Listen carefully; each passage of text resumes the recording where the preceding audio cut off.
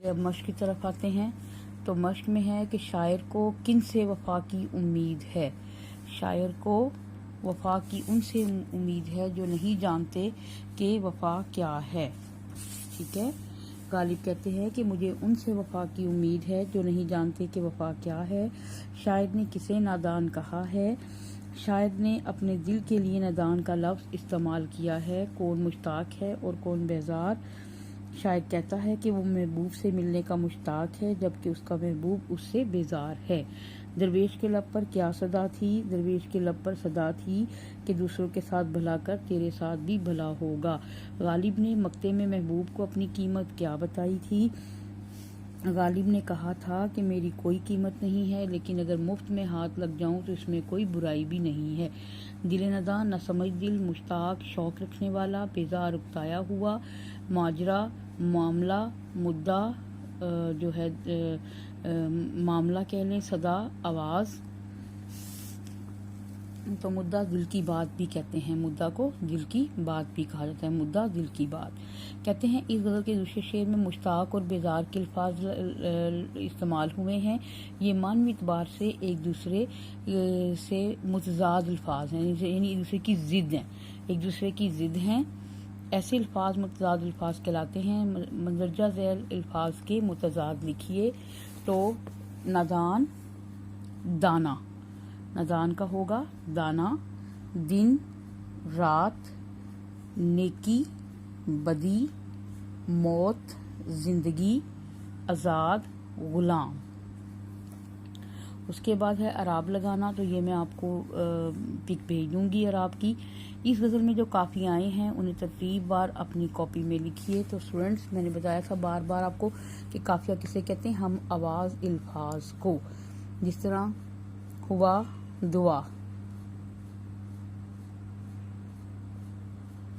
یہ دونوں ہیں مصرے میں نے کہا تھا کہ مطلع کسے کہتے ہیں، جس کے دونوں جو مصرے ہیں وہ ہم قافیہ اور ہم ردیف ہوں۔ تو کیا ہے یہ کیا ہے ہمارا ردیف ہوگا، اور ہوا دعا، ماجرا، مدعا، وفا، صدا، دعا اور برا، یہ سارے قافیے ہیں۔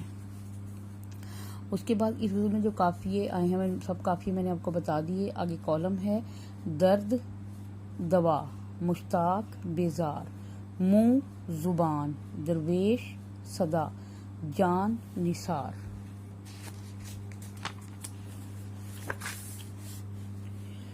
متن کے مطابق درست الفاظ سے مصرع مکمل کیجیے۔ دل ناداں تجھے ہوا کیا ہے، مفت ہاتھ آئے تو برا کیا ہے، یا الہی یہ ماجرا کیا ہے، ہم کو ان سے وفا کی ہے امید، کاش پوچھو کہ مدعا کیا ہے، جان تم پر قربان کرتا ہوں اور درویش کی صدا کیا ہے۔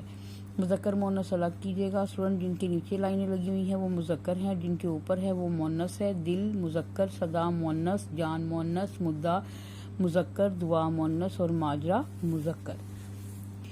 کنایا کسے کہتے ہیں؟ کنایا کے لغوی معنی چھپی ہوئی بات کرنے کے ہیں۔ یہ MCQ ہے۔ اصطلاح میں کنایا ایک ایسے لفظ یا لفظوں کے مجموعے کو کہا جاتا ہے جو مجازی یا غیر حقیقی معنوں کے لیے استعمال کیے جائیں۔ کنایا کے مجازی معنی لغوی معنی سے کچھ نہ کچھ تعلق رکھتے ہیں، مگر یہ تعلق تشبیہ کا تعلق نہیں کہلاتا۔ کنایا کی چند مثالیں دیکھیے۔ اس کو کالے نے کاٹا، تو کالے نے کاٹا یہ ایک کنایا ہے، اس کا یہاں پر کالا سے مراد سانپ ہے۔ تو یعنی بیٹے کو عرصے بعد دیکھ کر ماں کا کلیجہ ٹھنڈا ہو گیا۔ اب کلیجہ ٹھنڈا ہونا تو کوئی معنی نہیں رکھتا، لیکن کلیجہ ٹھنڈا ہونا خوشی کی بات ہے، اس لیے یہ ایک کنایا ہے۔ سفید بالوں کا خیال کرو، سفید بالوں سے یہاں پر مراد بڑھاپا کا کنایا ہے، یعنی تشبیہ سے کوئی تعلق نہیں ہوتا اس کا، لیکن کوئی نہ کوئی اس کے معنی جو ہیں وہ ہوتے ضرور ہیں۔ تو یہ تھی ہماری مشق۔ اسٹوڈنٹ، آپ نے اچھے طریقے سے اس مشق کو یاد کرنا ہے اور اس کے سوال و جواب کو